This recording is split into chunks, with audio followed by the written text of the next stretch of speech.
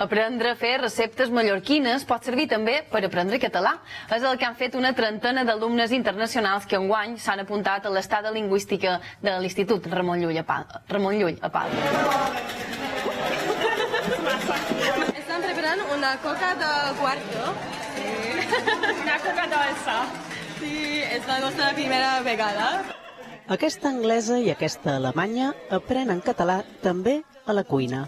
Davall cap amunt, d'acord? És un dels tallers de l'estada lingüística que cada any organitza a Palma l'Institut Ramon Llull. Una cosa molt cansada, però molt artística. Sí, han d'estar a punt de torró.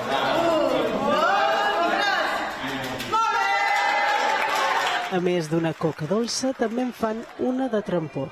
Amb pebrós, amb tomatigues, amb cebes. Un altre costat que normalment no coneixes quan vens a les teves vacances a Mallorca. Ho han entès tot a la primera, la recepta està en català i la veritat és que l'han clavat. En total són 28 alumnes de 13 països. Colombià, mexicà, francesos, polonesos, txecs també, n'hi ha de tot. És molt interessant aquest intercanvi de cultura també i tot en català. I això els ajuda a millorar en una llengua que també té complicacions. Els pronoms són molt difícils. Fem classes de català de matí i després a migdia i hora baixa fan tallers, conferències, excursions, cosa més cultural.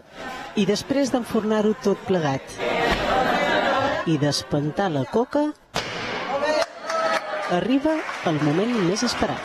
Que tinc moltes ganes de provar-ho perquè em sembla molt, molt bo.